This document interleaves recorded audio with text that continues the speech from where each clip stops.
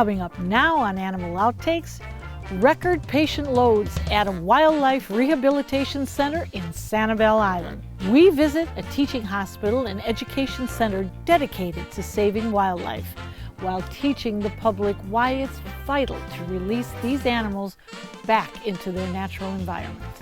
Plus, we meet Billy, the armadillo, and dispel some common myths about this little armored one.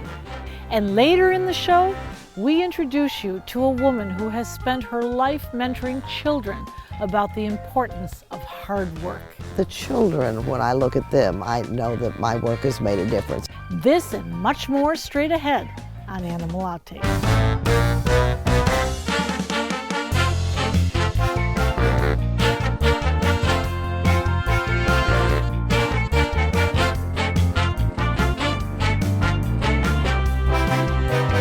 It is said the benefits wildlife have on our own existence are far greater than some may realize.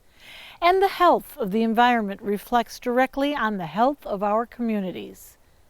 The Crow Clinic for Rehabilitation of Wildlife is located in Sanibel, Florida. And so far this year, they've admitted more than 6,000 patients, including more than 200 species of sick, injured, and orphaned wildlife. It's a teaching hospital that's one of the nation's leading rehabilitation facilities for native and migratory wildlife.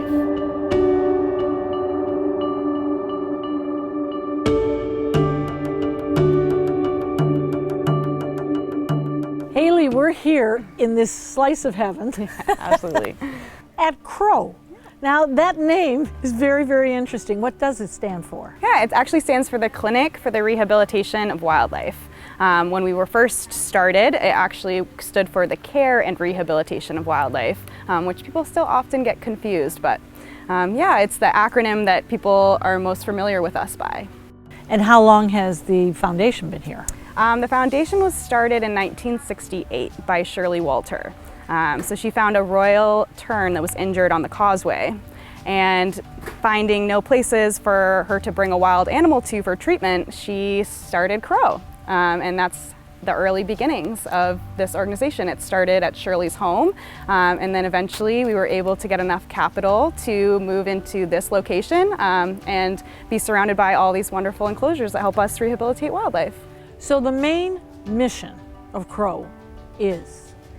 To release animals back out to the wild. Our mission is to save wildlife through state-of-the-art veterinary care, research, education, and conservation medicine.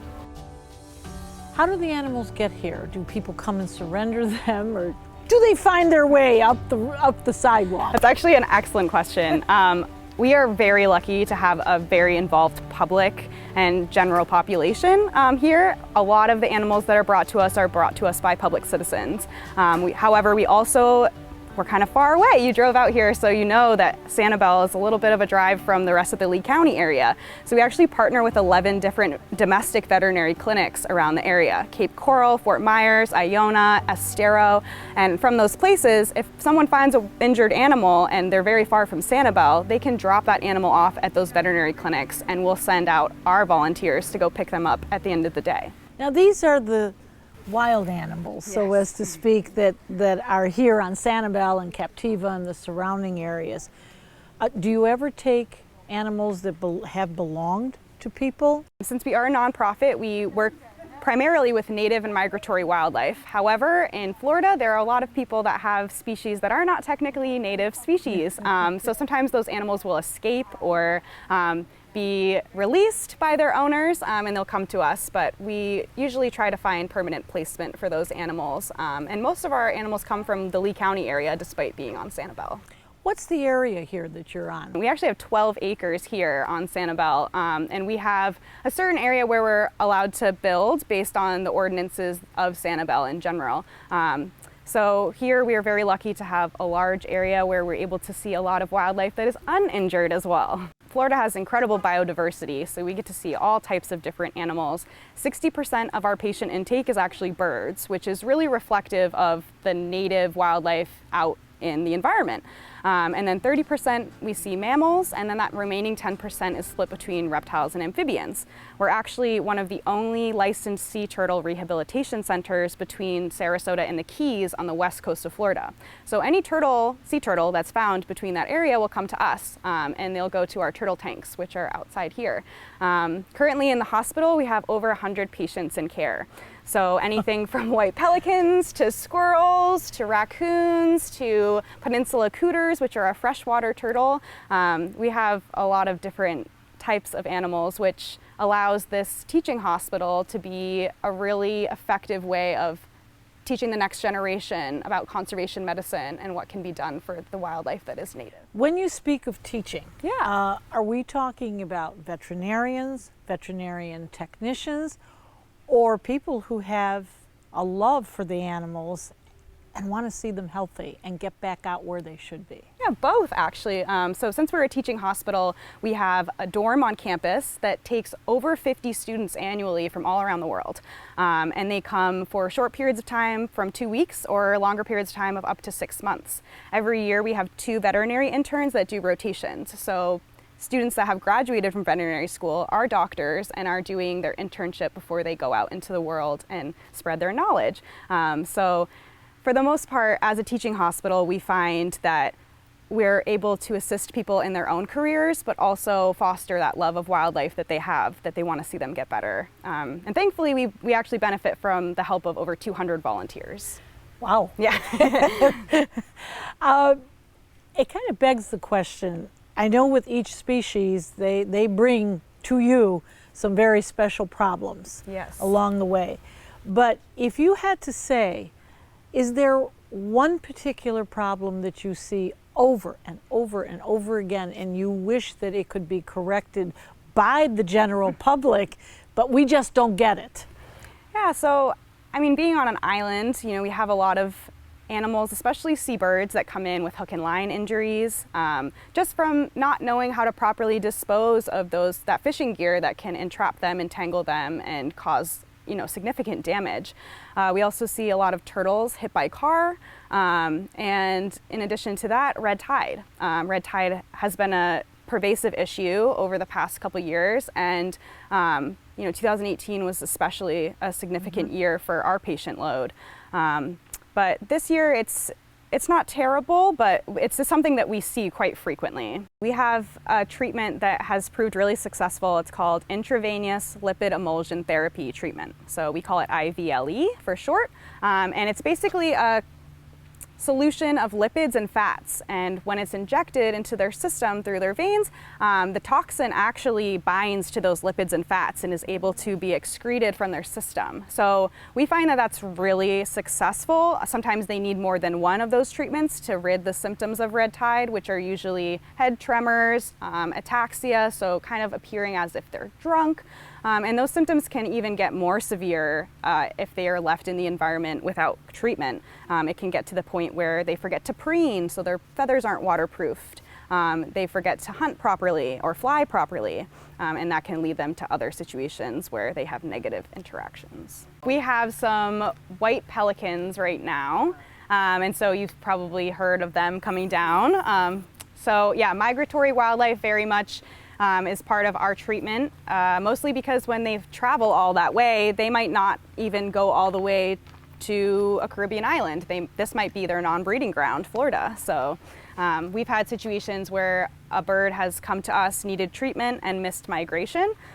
So we would either wait for the second migration to come where we could release them with the flock, but we've even gone to extremes of receiving animals via plane from the north and releasing them here. For the most part, we find that animals that are brought in, some of them do suffer from environmental diseases, systemic infectious diseases. But for the most part, pretty much every animal that comes in is directly or indirectly was affected by humans. So hook and line injuries is a perfect example. Why wouldn't we just let nature take its course? Well, nature didn't really take its course. Someone was out there and didn't take care of either their line, or they got a bird and they cut the line instead of reeling it in, and then that is a man-made foreign object in that animal. And without us being here to remove it, then they could suffer a very slow death.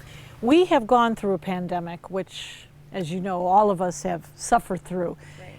Did the pandemic affect the wildlife that came here? Did you see more? Did you see less? That's a great question. Actually, it's really interesting. We found that maybe it had to do something with people being outdoors more, but we did have a record patient load in 2020, and again this year we've reached 6,000 patients for the first time in history. Yeah. So, I think maybe when we had that opportunity with COVID to be outside and kind of enjoy our day and be more with nature, people were able to find animals that were injured or orphaned or sick and bring them into us. For the most part with COVID, we had to be careful with our bats. Obviously have to check in with federal authorities before they're released to make sure that everyone that was in contact with them was negative for COVID. We were most affected by the lack of our volunteers when COVID started. Our volunteers obviously couldn't be at the hospital for safety reasons, and of course we had to take extra precautions. We still are taking extra precautions because a lot of our patient load, like I mentioned, are birds, and they have very sensitive respiratory systems to be able to breathe at the high elevations that they fly. So we still, to this day, are wearing masks inside and taking COVID precautions for cleaning so that we don't accidentally spread any of these diseases to animals. Very much a lot of the public health system is between humans, environment, and animals. But you mentioned the bats in particular. Yeah. We spread to them? Well, actually, bats are quite interesting. They have extremely strong telomeres. Basically, that means that they can have a disease for years and never show symptoms of it. And so if we were to be around them and someone around them had been affected by COVID, it could be transferred to them without us knowing. Isn't that something? Yeah. We noticed that you have tours that come through Crow, and they're so educational and informative. What do you hope that the people who come here for those tours take away and apply? I always hope that people can understand the benefits that wildlife have on our own existence and our own health. Everything is very interconnected, and so the health of the environment very much reflects on the health of our communities. And so we hope that people can take away that any animal that they may have had a bad interaction with at one point in their life or have some type of superstition about, that they can learn to respect them and understand that they have a natural importance and a benefit to keeping us all healthy. For more information about the Crow Clinic, you can go to their website at crowclinic.org. Coming up next, Billy the armadillo, now considered naturalized species in Florida. Hear about some of the unique features this animal has. Plus, a little later in the show, we meet the latest Manatee County Agricultural Hall of Fame inductee. See how these stout-bodied mammals have helped her mentor hundreds of children on the Suncoast. I need a vacation.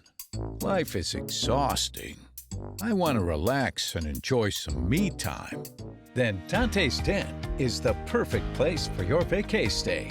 Spacious air-conditioned dens, plenty of room to exercise and run, and a pool to swim in. Whether it be an overnight stay, short or long-term, Dante's Den is waiting for you. For more information, visit dantesden.org. Ah, my land shark in the water! Now we head back to the Crow Clinic, where we introduce you to an interesting animal, a 9-banded armadillo. There's more to this armored insect-eating mammal than you might think. Take a look. Lily, we're here at Crow, which of course stands for Clinic for the Rehabilitation of Wildlife. and we are visiting with a most misunderstood animal. Tell us about Billy. So Billy is a 9-banded armadillo. He's actually our educational ambassador here at Crow. He came in April 20th in 2017. He was actually found all alone in a driveway, and so someone had brought him into Crow, and on intake he was about 185 grams, and at that size they should still be with mother and with their 3 other siblings. So that raised cause for concern. But at that time period, banded armadillos were considered a non-native species. So they weren't able to rehab him and release him back into the wild. So they decided to keep him, make him an educational ambassador.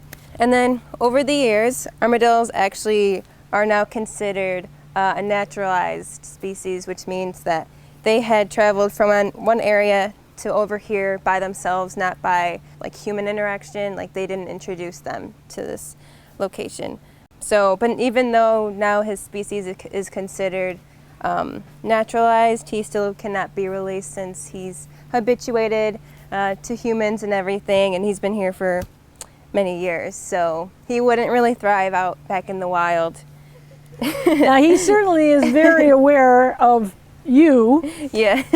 What is he looking for? For insects. So he's sniffing around. They actually have a very strong sense of smell. It makes up for their poor vision. So he's sniffing around. As you can see, Haley's throwing some worms. He's finding them. He sometimes even digs up like worms that are buried under there. And he actually can eat up some anoles too, which are the smaller lizards.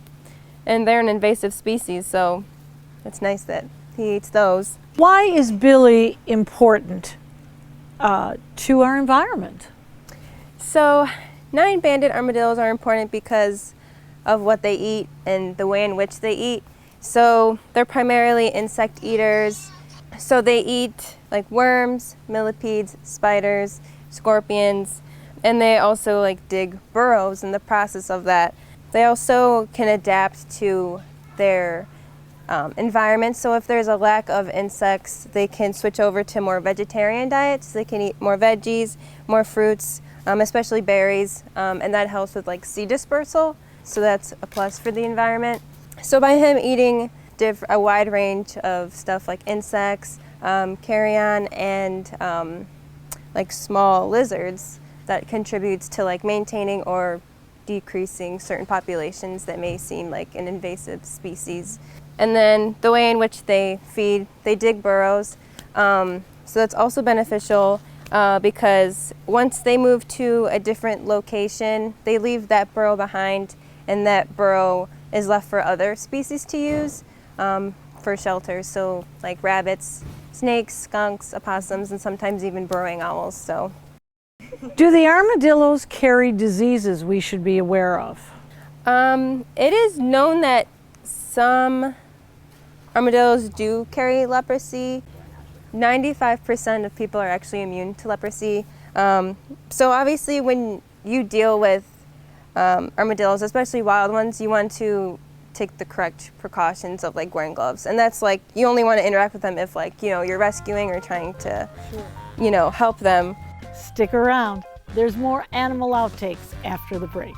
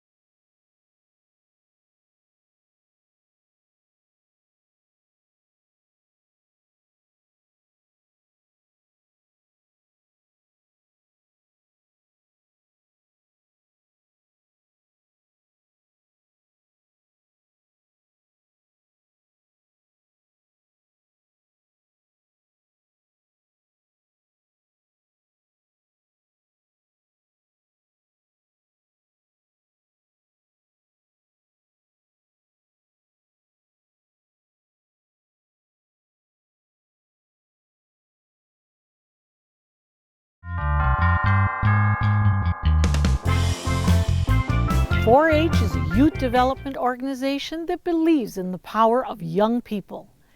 Kids and teens complete hands-on projects in areas like agricultural and civic engagement, where they receive guidance from adult mentors.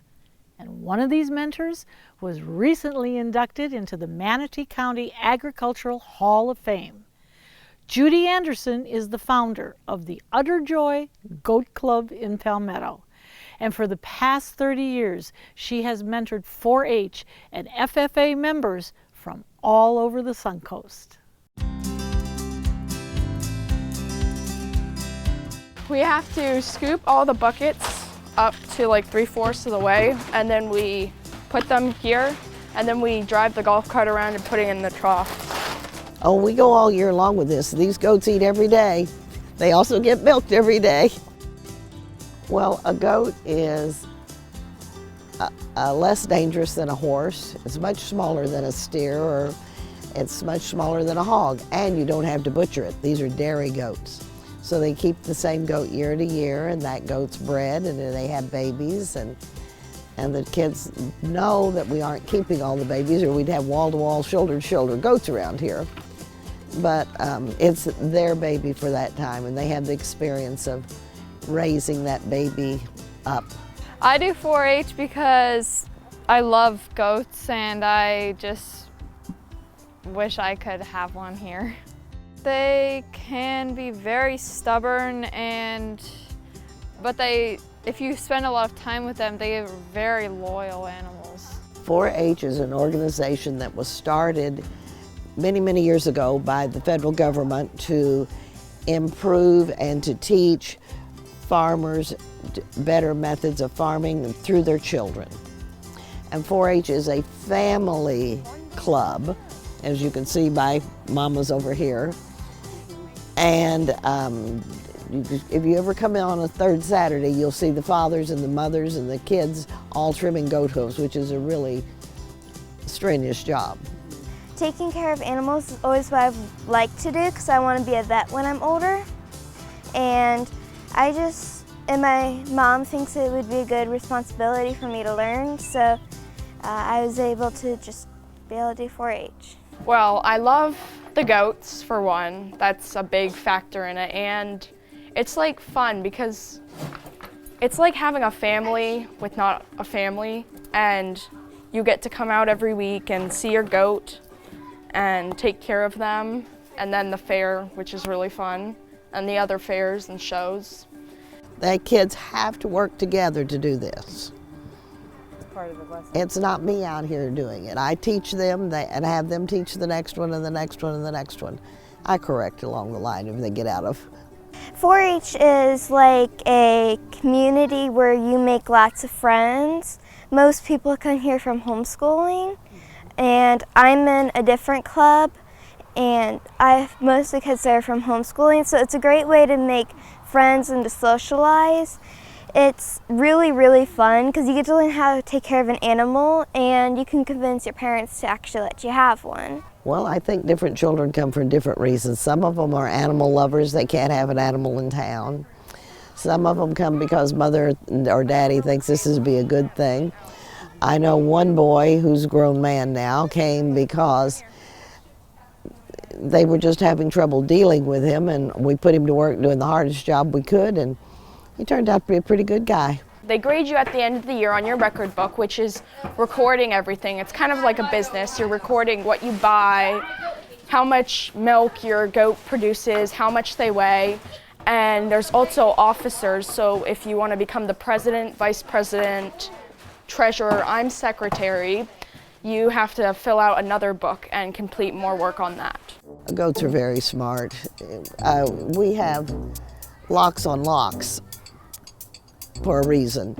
But some of them are more escape artists. Yes, they everyone have their separate goatality. Yes, please. Come on, Tai Chi. Up, up, come on.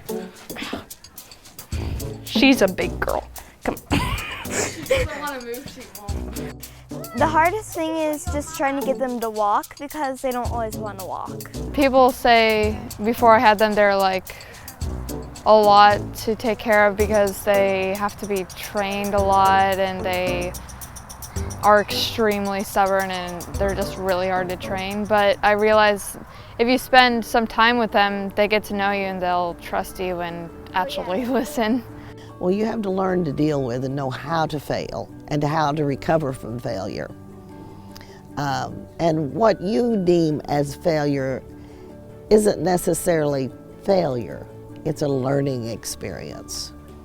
Really nice in the fair. When you go into the fair, it's like everything just clicks together, and then you can finally have fun, and then it's basically just on you then. It's how you present your goat. You're part of this community and it's really fun. The children, when I look at them, I know that my work has made a difference. I've got the best of both worlds. I've got children and I've got animals. We'll be right back.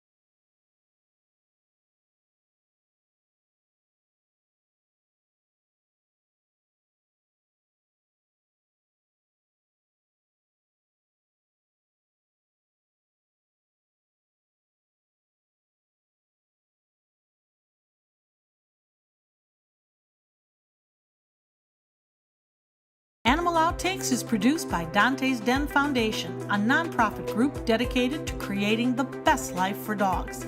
If you would like to learn more about Dante's Den, donate, or volunteer, visit our website, dantesden.org. We hope you had fun and learned a thing or two along the way. We'll be back here again next week with more animals and some engaging encounters. Until then, thanks for watching. He's not the most handsome guy. Oh, stop it. He's very cute. If you take a really close look at his face, he's really cute. I know I shouldn't have said that, but I've been looking.